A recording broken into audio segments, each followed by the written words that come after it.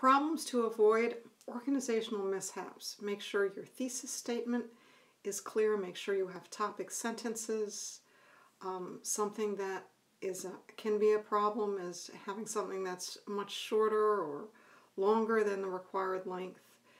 Incorrect or missing references to sources. Very, very important. You actually have to have parenthetical references. These are called in-text citations. Your anthology explains this on pages 48 through 50. You also need to have a separate works cited page. There's also information in your anthology on this. And we'll talk about those issues in a couple of minutes.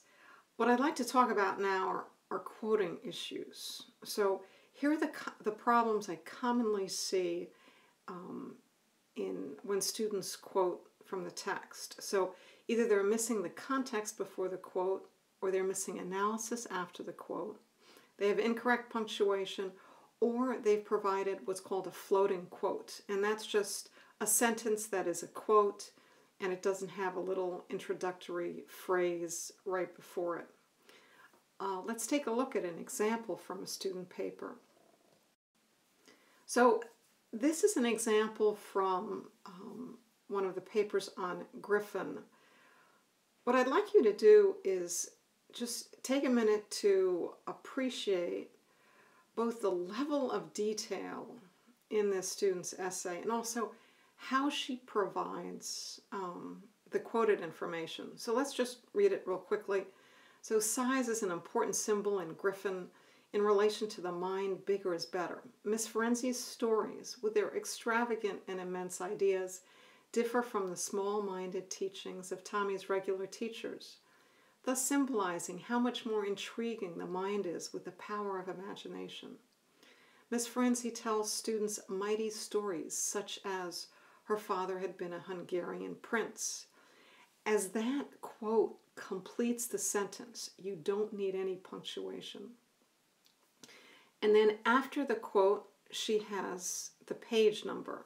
Now, in this particular assignment, this was the first essay, and there was only one thing you were quoting from, and that's the reason why she doesn't provide the name either of the editor or the author in this quote. In a second, I'll show you how you should quote with essay 2. Okay, let's keep going. Even the tree she draws on the chalkboard when first coming to Tommy's class is larger than life, outsized, disproportionate. Further, she wants the students to think big when it comes to the Egyptians and pyramids, not just the small informative facts on, quote, Egypt's hand-operated irrigation system. Again, the quote fits neatly into the sentence. It fits it grammatically, syntactically. You don't need any punctuation right before the quote. Same thing with the next quote. Now, notice the sentence that starts with once. Once she is fired, they are stuck with lessons that teach them about small, minuscule things. And there she uses a colon. They learned about field crickets and two-stripped grasshoppers, water bugs, cicadas, mosquitoes, flies, and moths. So if you have a lengthy sentence before your quote, you would put a colon.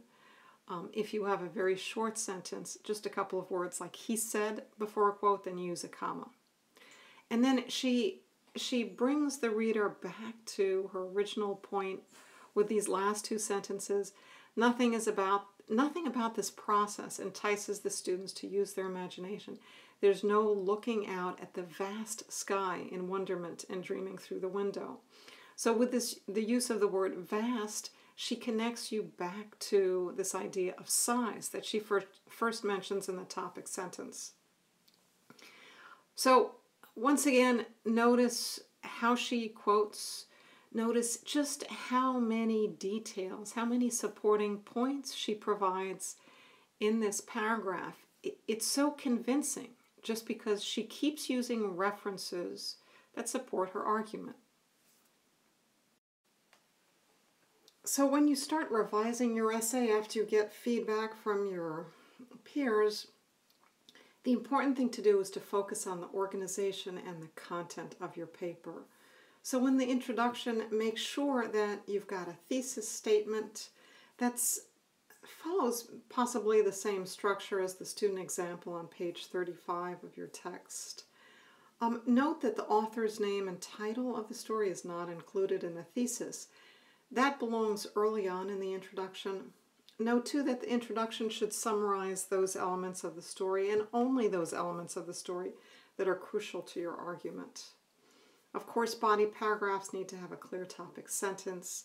You have to provide details from the text and outside sources to support your points. General comments do not earn points. So resist the urge to just repeat what you've said in different terms or to make really general comments. It's the specific stuff you want to look for.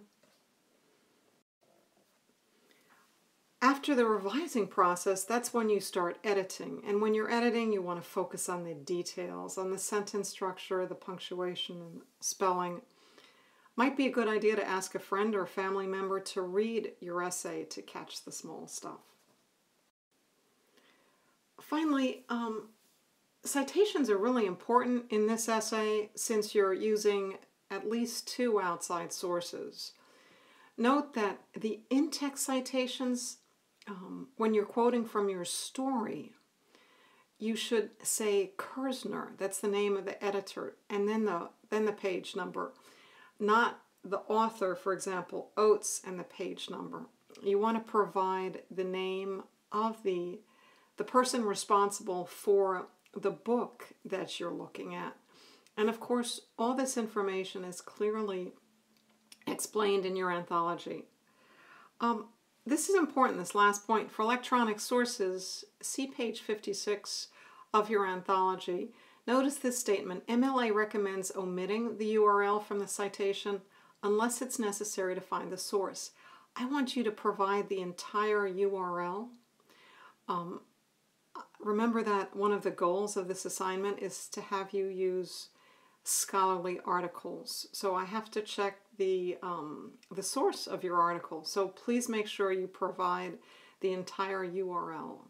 And then, of course, follow the other requirements for citations. This is a real art, citing texts correctly on your Works Cited page. It's something that, to be successful, you have to have a great deal of attention to detail. So good luck with this. Good luck with all aspects of your essay. And please send me a private message if you have any questions. Okay, thanks for listening.